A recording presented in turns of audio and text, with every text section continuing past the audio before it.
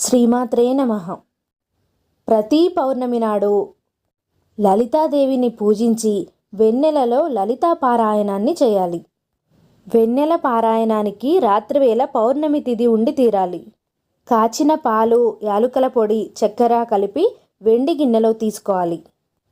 ఆ పాల గిన్నెని ఆరుబయట చంద్రకిరణాలు పడే విధంగా ఒక పీటను ఏర్పాటు చేసుకొని ఆ పీట పైన ఈ పాలు పెట్టుకొని ఆ పాలల్లో చంద్రుణ్ణి చూస్తూ 9 సార్లు లలితా సహస్రనామాన్ని పారాయణం చేయాలి.